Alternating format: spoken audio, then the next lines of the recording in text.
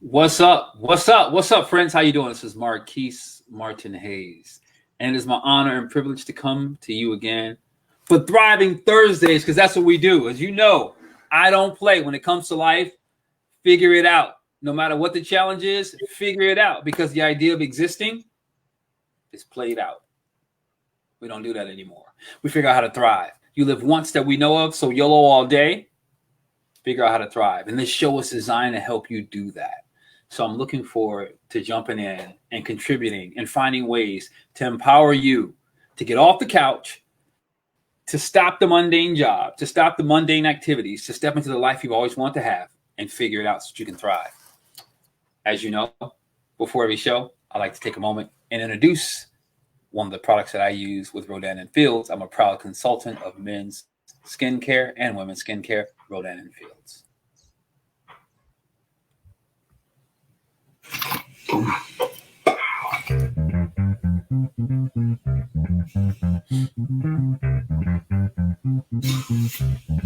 That's it. Nice, fresh, ready to go.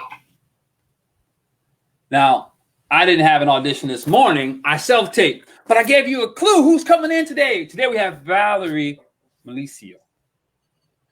Val, am I saying it right? Melecio. Melecio. Melecio. See, I But just I'll found say Melecio. If someone says Melecio, I'm not gonna be like, that's no.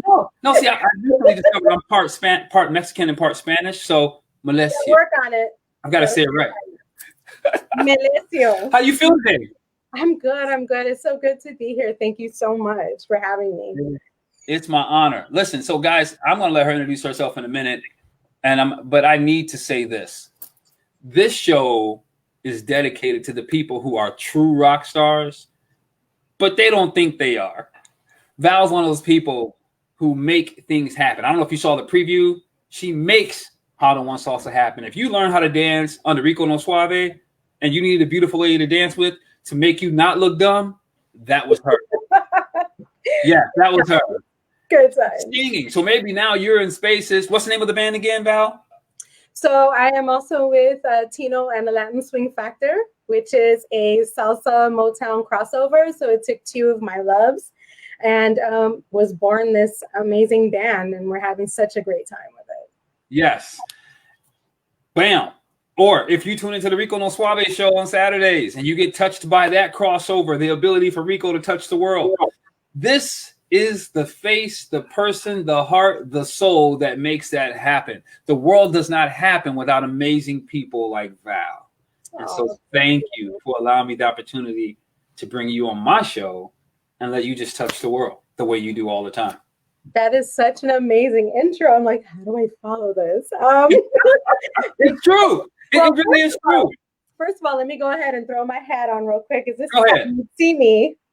This is how you would see me on the show. Yes. You know? Not familiar with that look? The Rico No Suave show. I love it. So, yeah. So that's the hat that I wear on the show. And figuratively, I mean, we wear so many hats on the show in general. Rico and I go way back, you know, from the How to One Salsa days, and that was an amazing journey. And it still, you know, has its place. And then with the show, you know, we just get to touch base with so many amazing people. Mm-hmm. You know, we call them the gems of Chicago, of the world, of wherever we're touching at that point. Mm-hmm. We were blessed to have you on our show. We got to speak with fabulous people such as yourself, who kind of shine that brightness on people in the community. And you hear so much bad in the world. We have a platform where we can showcase the good, and it's amazing. It's an amazing feeling. Yes, and you guys do an amazing job of it. And so with Val, people like Val sometimes slide under the radar, but they make the good things happen. I'm not gonna let her slide under the radar in this interview, as she'd love to, because she can talk about the show all day. But today's about you. We want to celebrate you. No, seriously, I do. Like, really. So because of that, tell us a little bit about some of the things that the show has done so people have a context, so that when we dive in behind the scenes with you, they understand that, wow, like she's that face, she's that arm, she's those hands that make it happen. I don't think Rico or I realized how, what it was going to turn into. Okay. You know, at first it was kind of like he always had this idea, oh, I'm going to do a show. And I'm like, all right, cool, let's do a show. All right, let's just go get together this weekend. All right, let's do it. That's kind of how it happened. Okay. And then, you know, we started, you know, with local artists, people we knew, and then it just started taking on this life of its own where it's like, wow, we can really change lives through this platform. We can really affect the community and, you know, the outreach of it by telling and sharing these different stories and the things that people go through. People don't have to feel like they're alone, you know, and everybody has their own story. You know, I was a young single mom and didn't have a whole lot of guidance, and there was no YouTube or social media outlets. Yeah, right. To kind of turn to, you know, for guidance. And, you know, sometimes you need to hear from somebody say, hey, you know what? You can get through this. You can push through this. You can get through it. This is what I did to help me through. Maybe these things can help you. So that's exactly where we're going. That's where we're going, like right there. So we know about the show and what it does. And we may tap into it again, but you said something right there. You talked about how things you went through that has made you who you are. Now, I don't need you to tell me your whole story. You won't tell everybody your whole story. But what has made the character that you've become? Like the person, the strong woman that you are, the support that you are to your family, your hubby, and Rico, and the show and the things you've done. Like, how did that come about? I think for any of us that have been in situations in life where they kind of had to push through situations. Again, you know, I was a young mom. I was a single mom, trying to figure out life itself, you know, as well as career and parenting and schools and baseball games and, you know, still trying to maintain my own sort of, you know, sanity and as just a person, you know, in general. And with that, I think when you see an opportunity or you see people doing great things, you're like, wow, if I would have had something like this, this is amazing. I can get behind this. Let's make this happen. You know, so that was kind of the motto I kind of lived by, you know, growing up. You know, it's just about pushing through things. There were situations that come up and I would tell myself, you know what? I can't be like the only person who's ever had to go through this. Yeah. There has to be a way to, you know, make this happen, whatever it was, you know, whether it was trying to get a better job, trying to get myself an education, whatever it was. And that's kind of how I was able to navigate through the world at that time. Okay.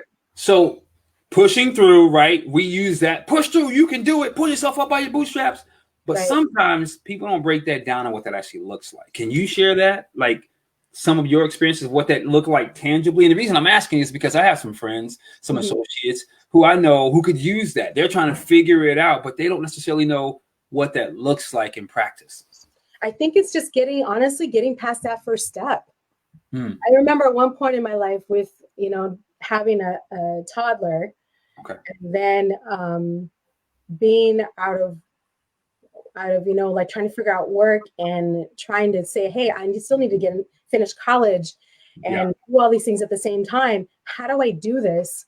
And still without falling short? You know, as a single mom, you always feel like you're falling short. You know, there's only so many boxes you can check off the list. You know, you know, even with 2-parent households, when you're both working, you know, there's only so much you feel like you always have that guilt, you know, like I could have did this better, could have did that better. But, you know, I think it was putting that first step through, and that would have been, you know, okay, getting my resume out there and just get it out there. Go visit schools, go look, what does that campus look like? What does that look like? Get on this side. Well, now virtually. Right. You know, like your living room. But go ahead. Check out the sites. You know, what is the registration process like? Be in it. And I think if you're in it, then everything else kind of follows suit. And timing. People want to play beat the clock and they beat themselves up for not getting things done by a certain timing. Now, I do understand goals, but sometimes it's not a race. You know, sometimes it's not a race. You have to have faith that things will fall in timing as long as you're doing your part. You know, if anybody who knows me knows I'm super faith driven. I mean, I thank God every day, every single day. major decisions, I have to ask the questions because I don't know always what I'm doing. And I'd be lying if I said I did. You know what I mean? Most people lying, pretending they do. Like, seriously, like, who really knows? No one. No, life doesn't have like a real good, I mean, some would argue the manual would be like the Bible, but life doesn't have a like a document to follow every day. And parenting didn't either. We all do the best we can, you know, with what we know and how to do. You have kids. I mean, your kids will teach you a lot about yourself. You thought you had it figured out.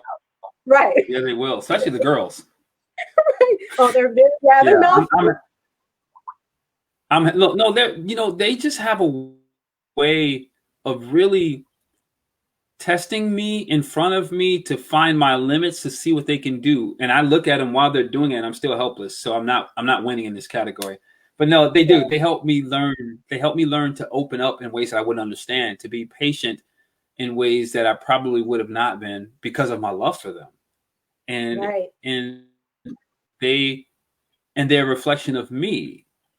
So, you know, it's kind of like, if they're doing something, what was my impact in bringing that about? So, yeah, I get it. Right. I get it.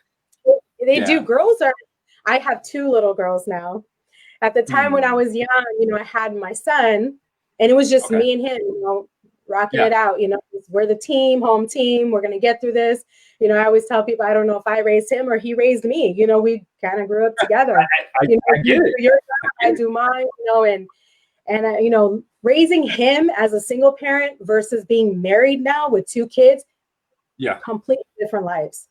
I mean, it really, I had to unlearn some things and reprogram my way of thinking to be able to mesh in a relationship. You know, I was queen of my castle. My word was law. This is how I ran it. I had nobody contradicting me. You know, I was a single parent. Let me rephrase that. I wasn't just a single mom. I was a single parent. So there wasn't another parent involved. It was just me. So, you know, there's a big difference. So raising him, you know, it was completely different than now having to share my world. And it's just, it's been interesting, to say the least. Well, you used a word, and to me, this word is critical, because oftentimes we think we've arrived or we've become who we are and we're not going to change. And we have all these things that are really just defenses for our insecurity and our fear. But you used a word, you said you had to unlearn. Break that down. That's like gold, because I know what it means. But break that down. You were because some women need to hear this today.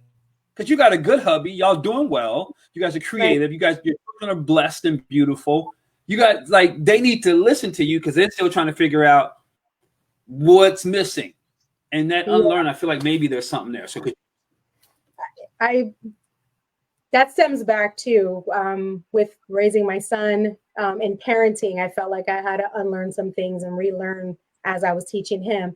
And now that I'm in this phase of my life, I was a single mom raising my son. That was my world. Again, you know, I had things the way I needed them to be to make these situations work, to navigate.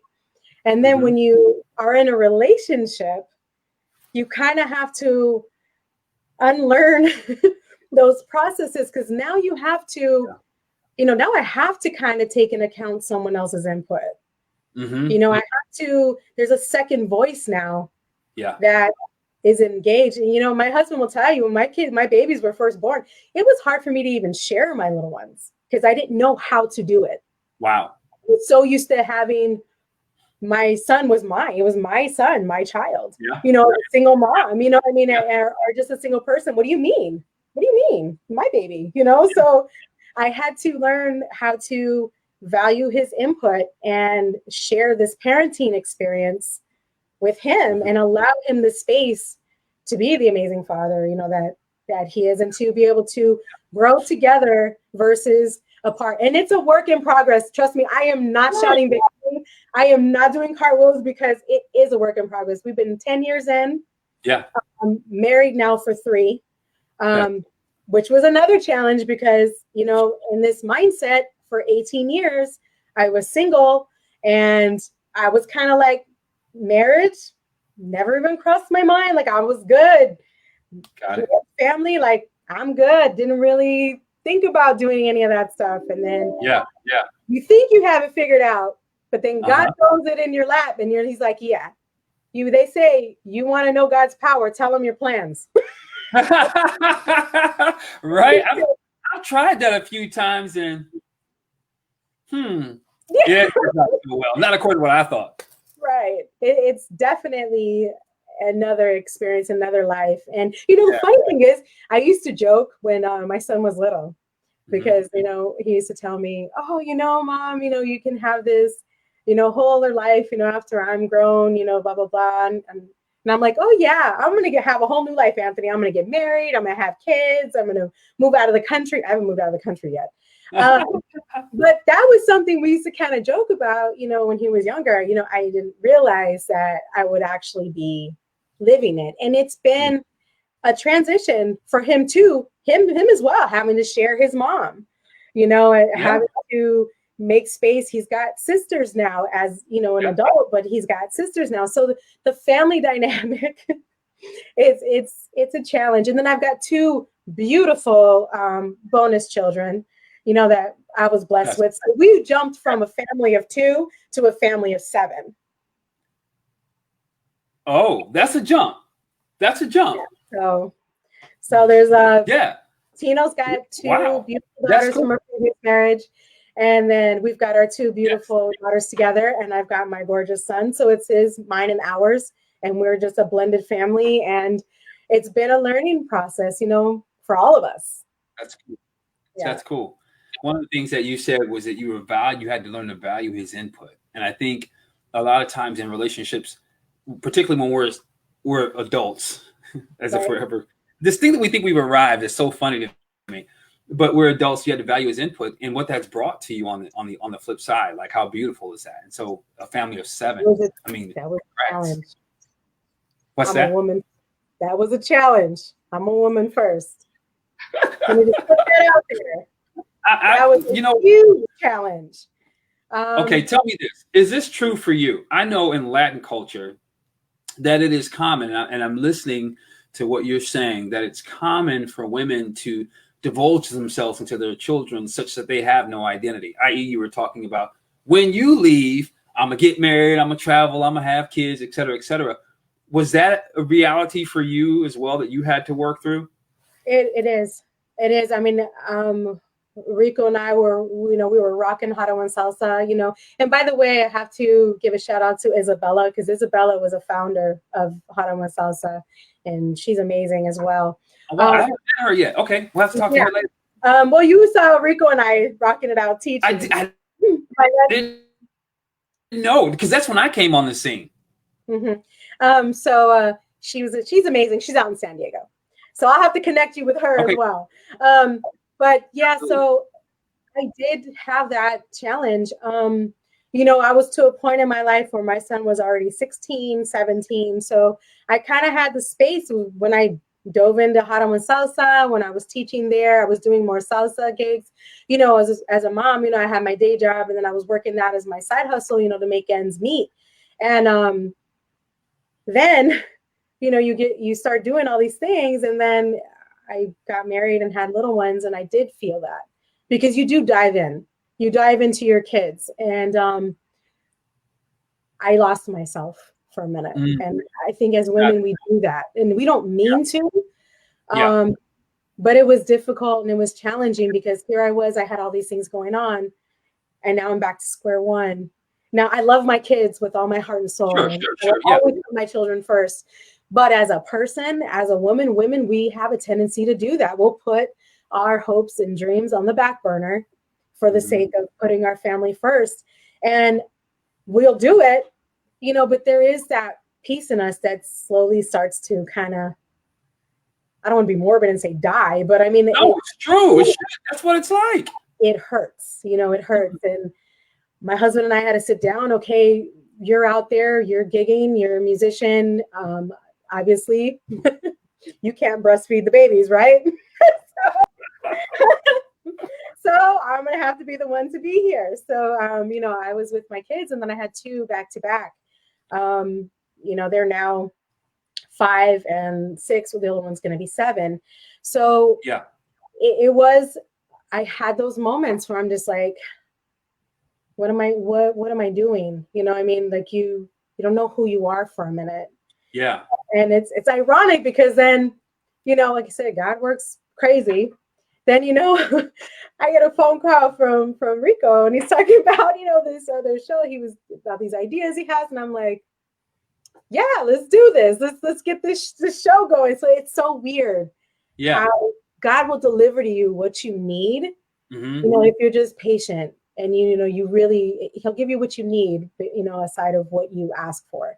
I didn't think that I was ever going to be on a radio or talk show. That's not something I ever thought I would be doing. Yeah. And it's been great. But yeah, so those moments where you feel like, you don't know where you're at, and you kind of just wait for your kids to grow up, and then you feel like you have this space, to do things. Yeah. And it's usually about that time, women we're literally attached to our kids if you're nursing. Yeah, literally. So, you have to be accessible to your kids, and that time I would not take that away for the world. I think those bonding moments are amazing. And I had to put things on hold. And thankfully, I had a day job that I was already working from home. Okay. So my boss, shout out to Amtrav, my boss, the owner there, he was, really understanding about, women and kids and all that good stuff. So I wouldn't take that away for the world. But you do find yourself in those moments where you're like, wow, where's my life? Yeah. Yeah. So I love that you and Tito sat down and talked about it and really took a look at it. Because I have this thing where, like, take the baby with you to salsa. Like, be like this the whole time. I don't know, I know that's a little over exaggerated, but the idea that you have to give it up, you should never feel like you have to. I'm a daddy. And right. if people know me, I love my kids. I love my kids.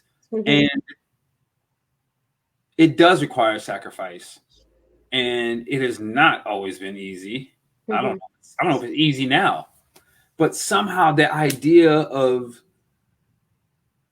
losing myself into them doesn't model what I want them to become. Right. Right? Like, I love that you and Tito sat down and it's like, okay, yes, for a window, something has to happen. Right. For a window. At the same time, this can't be life. Right. You know what I mean? Like, it was agreed on. And he was just like, my husband's really supportive on that. Yeah, that's so cool. Yeah, so it was kind of like, okay, well, like I said, physically, I have to nurse these kids. Sure, yep. And I can be, Rico would have been totally cool with me bringing in a carrier, but realistically, how much focus was I going to be able to give to our students? Mm-hmm. If I'm chasing a 2-year-old and nursing a 1-year-old. You know what I mean? So basically that just kind of wasn't a realistic scenario. Now I was the mom because my husband and I did have an agreement, he was with music. As far as I was that mom dragging my kids to every gig, we would be in every park. People would see me on film, dancing with the kids in the park, so in that way, it's exhausting, but I wanted my kids for that exact reason, for them to feel like nothing was taken away because, I'm musical as well. I love music as well. I can be in that arena with my kids and let them play and watch him perform. And we were fine. Yeah. But the agreement was, I'll take a step back while you do what you need to do. Mm-hmm. And then when the kids get a little bit older, we can reevaluate this situation. And so far it's worked out for us. It's worked out. I'm starting to ease my way back into things. Mm-hmm. I haven't got to the place where I'm actually back teaching salsa. This pandemic hit and it just kind of crushed all of us. Yeah. But yeah, it's still on my, bullet point to circle back to that too. I still have an opportunity at life. Life is never, and I want to tell you moms out there, you might feel lonely. You might feel like, you're trapped, with your kids. And as much as we love them, it's okay to feel stressed out. It's okay to feel like that, but that's just the moment. The moment will pass Yeah. The years are going to come by. Enjoy your time with the little ones while they're little, because you can always pick up where you left off. You can always circle back to those things that make you feel amazing and beautiful. That's good. Thank you. Thank you for sharing that with them. So one of the things that you talked about, you alluded to before the show, and you just touched on, was the impact of everything happening and how that's affected even your career. But you were sharing with me a little bit of the history of some of the bounce back and challenges, and how have you been figuring that out? Because there are lots of people who today simply don't have context. And so I'm going to let you just share. Well, if you're talking about the pandemic situation. Pandemic, 9/11, the whole shebang. So I've been in the travel industry for 20 plus years. It's ironic how I started getting into that industry was because I moved here originally from California when I was about 14. And I started booking my own traveling back and forth. And then at about 18, I kind of just walked into an agency and said, hey, I've been doing this for a while for myself. Why don't I go ahead and, you're looking for someone to help you with paperwork.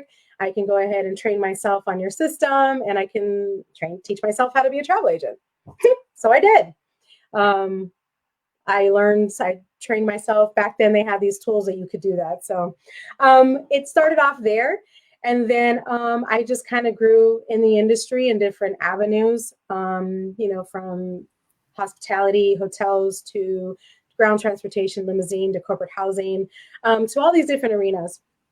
In the industry, I fell in love with it. I've always just loved the industry. Then, and as you know, 9/11 hit. So as far as the dynamic of struggle and chaos and tragedy, we're no strangers to that. I mean, we went through it through 9/11.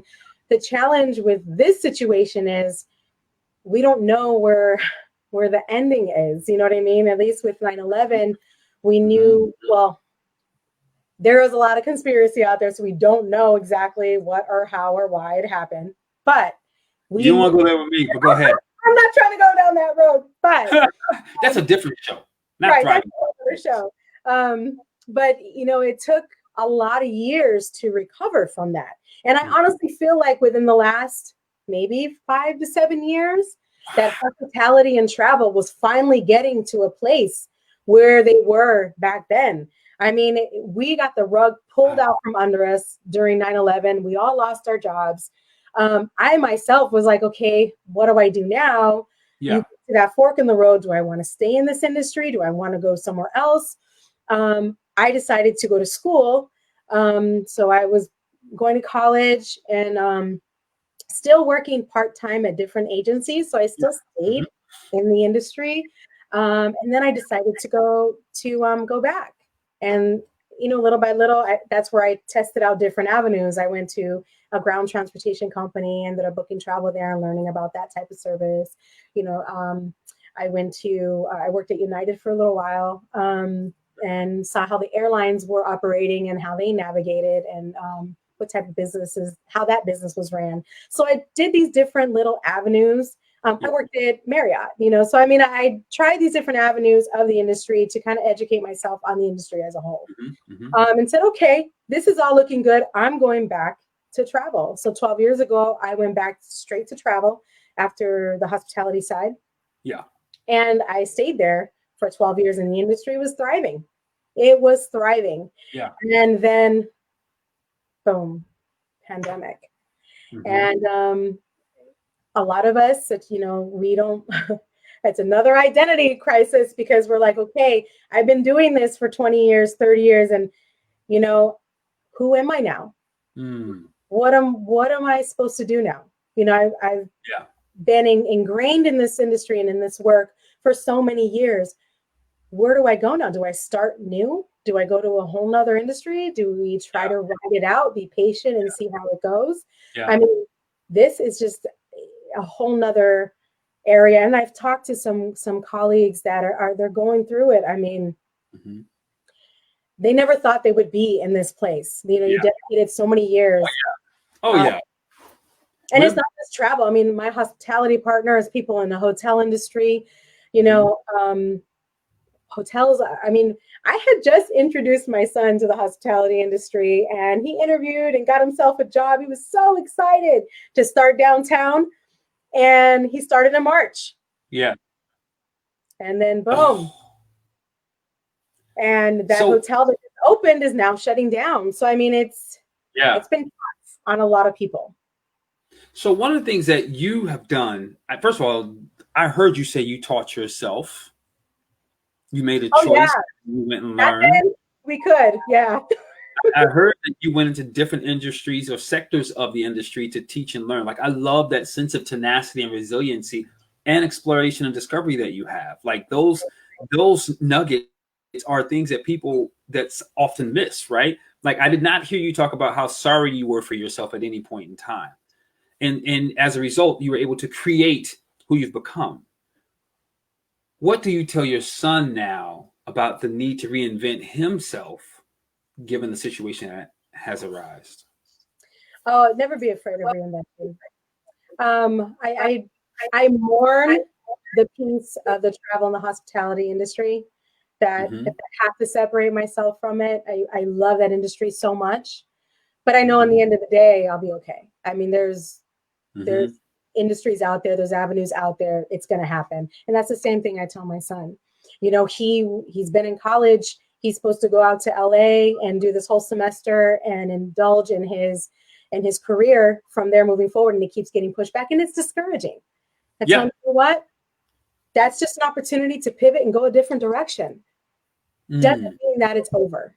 It just means you have to look at the situation and see, what direction am I supposed to be going to now? You know what I mean? It's good. So that's kind of my take on it. And it works for me. I mean, the first day I was furloughed, I was a wreck. My husband will tell you, like, I mourned for my colleagues. I mourned for my clientele. 80% of my job at that time was entertainment touring. So I was booking a lot of these concert tours, and we had contracts out there. And my first thought was, I can't furlough. What am I going to do? How am I not going to help them get their contracts all squared away? That's the first thing I'm thinking is about my clients, and I'm like, I need to take a step back for myself. But what I did learn, and the silver lining that a lot of people are learning with this whole thing is the time with my girls, with my babies. Yes. I'm so grateful for that time. Yes. And spending time with them, and is frustrating. as the moments, I would not. I'm really loving it. I mean, I would, if anybody knows me, they can tell you about me. I'm working. I was always working, 10, 12-hour days. We were on the hustle. Shout out to all my entertainment people, production crews who, set up stages and get these artists and entertainers going, because they are on them. That's right. And, I was on call 24 hours, making sure they were where they needed to be, that the artists had, all their hotel rooms squared away, and it's a grind, on the grind, so now when the rug gets pulled up out and you're like at a standstill, and you're like, okay, I'm not used to this, but, then it gave me an opportunity to dive into my daughters, so, I've been enjoying the time with them. I miss the grind, and I'm looking forward to getting back to the grind, but I am enjoying all the time that I have with my kids. That's so cool. One of the things you said earlier too was that you are technically savvy, yet at the same time, the challenge of this new world is totally like challenging you, even in a way.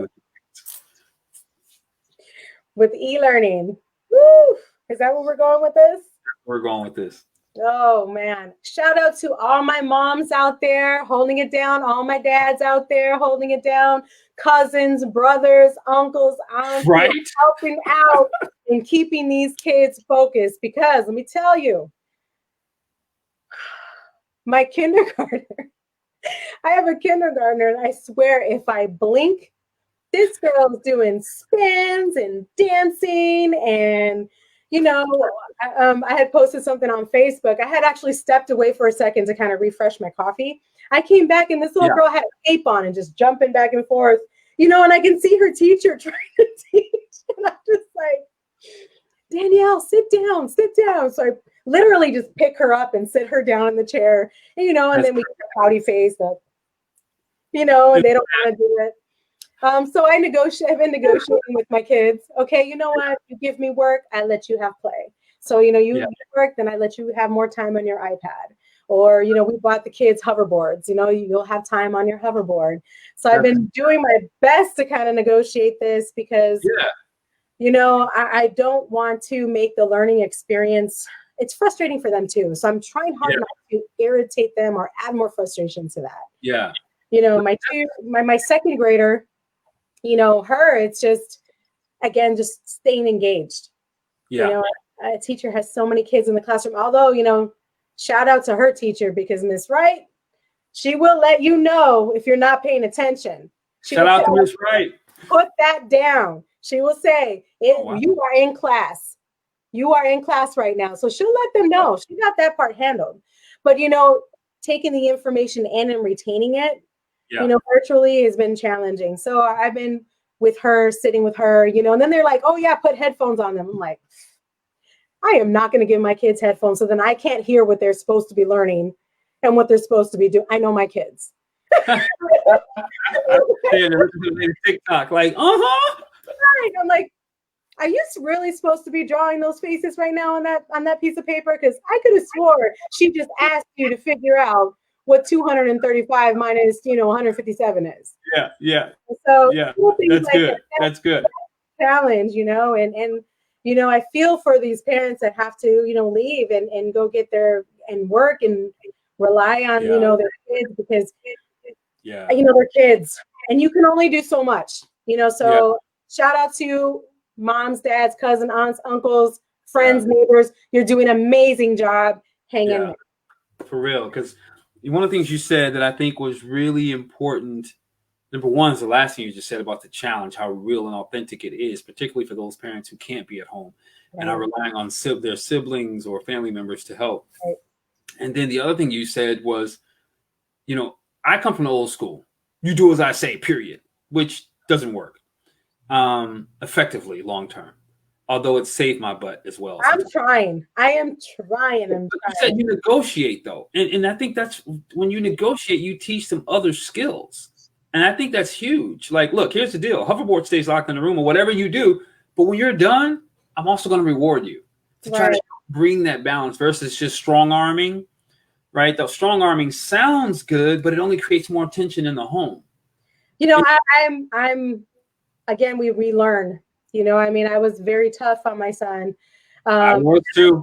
And I'm tough, you know, and I'm tough on my girls too. But, you know. No, I'm not. But they got me mastered. Dad's wrapped.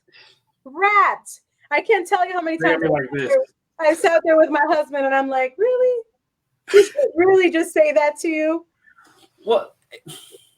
And you know, and respect. Oh, they've got him so wrapped. I mean, these girls, all four of them, they get whatever they ask for from him. And, you know, but that's the nature of the dad. I'm a daddy's girl, so I mean, I get it. Okay. You know, my dad.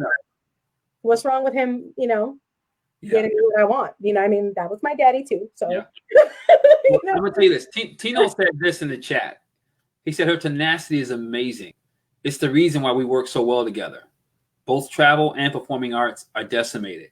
Yet instead of being defeated, we're coming up with ways to change with the new normal. That is a testament to you, my friend. Oh, thank you. That's a testament to you from your man. I love it.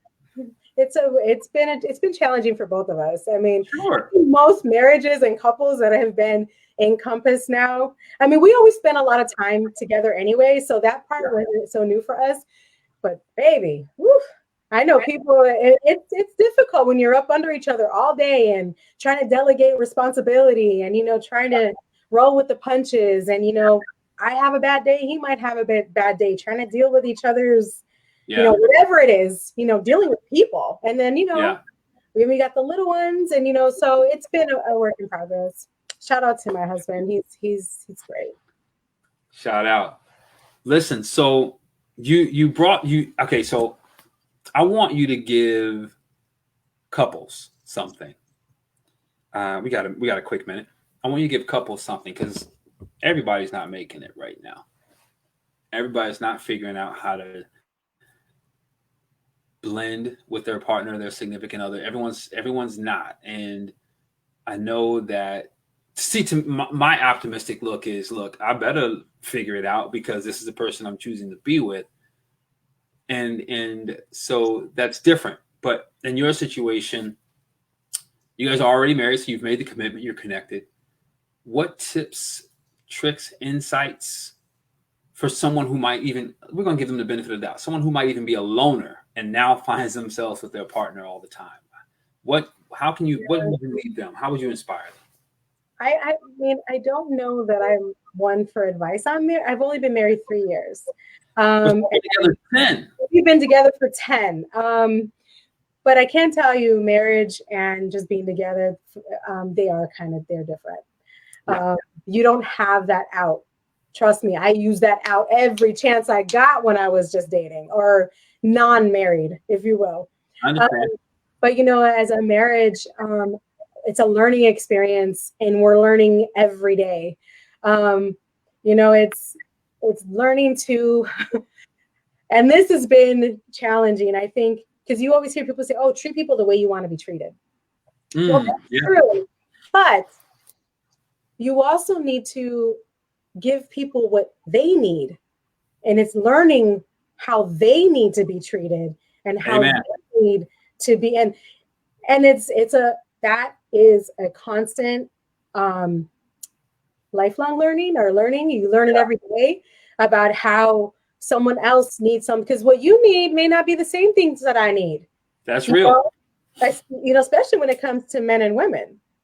Yeah. I think I'm gonna punish my husband and say, hey, get mad at him and be like, go to the basement, stay down there with all your Xboxes and PS4s and computer systems and vocal booth and recording studio. Stay down there. And he's gonna be like, okay.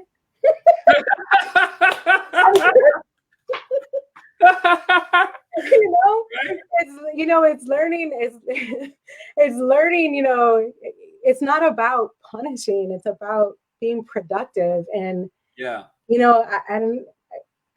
not the type of person that likes to stay angry. Like, I have to have some sort of resolution. Good. Good or bad, and I don't idle well, if you will. Mm-hmm. I don't idle well. And some people can idle for days. They can stay angry and need time to get over things. Yeah, but just because I don't doesn't mean someone else might not. Or know what I mean? Like, everybody navigates differently. Yeah. And I think it's been so challenging to learn just throughout life to understand, not everybody thinks the same way you do. Right. And, yeah, it's true. Respecting the way other people think and understanding what someone else needs. And that's something that we learn every day. I'm not perfect. I am by all means not perfect. I'm going to make mistakes.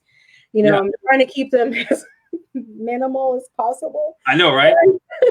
But I'm not perfect, and I don't portray myself to be. So couples out there, I feel you. I know it's rough. If at any point you can talk to another married couple that's been married for years, a long time. I mean, they can give you insight. Even if it's not a marriage that you feel like, oh, I don't want to be married, I don't want a relationship like that. You'd be surprised, at the advice people can give you. That have been down the road that you're traveling. Open your mind up, and pull the flowers from the weeds in that garden. The whole garden may not be for you for that advice. There might be some weeds in there that you don't like, but pull the flowers. Take that good advice, and it'll stick with you. It's so funny. It reminds me of Will and Jada. And I remember when Will was talking about they went to go see a couple that had been married over 53 years. And they go to them for counseling. And so this one particular time, I guess Jada was upset. And so Jada was blah, blah, blah, blah, blah, blah, blah, blah, blah, blah, blah. And Will just sat there. And so the wife said, how long have you known him? She's like, 17 years. And she said, baby, that's the problem. You don't even know him yet. She's like, but it's been 17 years. She goes, that's not long enough. He's constantly changing and evolving. Right. That's your problem. You think you have him figured out. You stopped learning. Right. Yeah. So and that resonates. I saw that clip. I actually saw that, Mm. and that Okay. resonated. And I just kind of breezed through it. I didn't watch the Yeah. whole, but it's amazing how you go through things and you just hear little pieces. And I don't know the exact verbiage, Yes. but I did allude to everything that you were saying, and that's true. We as people are going to grow, and Yeah. some people grow together, and some people end up growing apart. And Yeah. you know, but you still have to grow. You have to grow and you Yeah. have to learn, and you're never too old to learn Yeah. something new. And I am telling you, and I still consider ourselves newly married because it's only been a couple years. Yeah. And you're right, exactly that. We've been together for 10 years, but really in the grand scheme of things, that's not a long time, in learning the layers of somebody. People have layers and they have a tendency not to always reveal them right away. It takes time to get to know people and, learn about the different layers, in their lives that make them who they are. Yeah. So That's cool. I do believe that. Definitely talk to people who have been married for a very, very, very long time, because it's insightful. Mm-hmm. They've learned to navigate life as a couple, but also sometimes individually. And that's the challenge, not losing who you are in somebody else, because you end up resentful later, That's the truth. That right there needs to be said again. Losing who you are, becoming resentful to somebody else. Yeah, because we're human. We're gonna feel it. If you lose yourself in a relationship. And a lot of times that's why people don't even want to get in relationships, because they're afraid of that. They're afraid of becoming, the mesh. Or losing, or unwillingness to, I don't want to unlearn. I like who I am. I don't want to grow. I don't want to change, which is nothing wrong with that. Right. You just may miss some opportunities that you may have appreciated. But I mean, there's no guarantee either way, I guess. But I love that you have the spirit and the perspective of the need to unlearn, the need to willing to have those conversations and sit down and discuss what can we work on, because I can't afford to die at the same time, and Right. also not lose yourself with him, but also have your own identity and partner with him. Like I totally admonish, I totally celebrate that, because that's huge. Those are keys that make for a successful life, let alone relationship, just a successful life. And that to me is really the crux of everything, right? Like this whole show's around, how do you create a life that you want to live, Right. versus the one that you're just doing because it has worked, because it's comfortable, because you're satisfied. Like, Yes. you know what I mean? The difference between and I had had a conversation with somebody, and it's true. I had posted this on Facebook a while ago. I had this epiphany moment when you're like, wow, I'm at a point where I can stop surviving and I actually get to live my life. That's cool. There's a huge difference. You're on survival mode, just trying to live day to day. And some people still are on survival mode. Yep. And those skills will never leave you. You should have, have those, but you do get to a point where I don't want to say comfortable, because comfort is an enemy of success, but where you start trading in the have tos for the want tos. And that's the difference. I don't have to do this anymore. I can do this. I enjoy doing this. I like doing this. This is what I want to do. And this is where I'm happy. This is my happy place. So it's the survival mode, versus being able to live, and if those are combined, like if you're in love with your job and you're doing, you don't have to work a day in your life. You love it, but there are still people that are on that survival mode that haven't gotten to that point where they get to live and enjoy, Mm-hmm. Yep. So I think that's kind of where we all strive to be. We want to be in that. I get to love my life. I get to indulge in my life. I get to, enjoy the moments, not just have to zoom by because I've got to be from point A to point B. Yeah, agreed. All right, so last question. If you decided, and Tino was okay with it, that tomorrow you were going to become a monk and you would take a vow of silence the rest of your life, what would you leave people today to remember from you? To never lose hope. Okay. And stay motivated, stay focused. Honor your soul, honor your dreams. That's good. Listen to spirit. Spirit will guide you. If you listen to yourself, it will guide you. Those little voices tell you. I'm not talking about the crazy voices in your head. Not those crazy voices. Yeah, no, tell them voices to go away. I'm talking about your heart, your passions, your desires. You know, those what your soul craves matters. You know, that stuff matters. That's what makes you who you are. It's good. Thank you. Hold on 1 second in the back room. Once again, Thriving Thursday delivers. Valerie Melecio.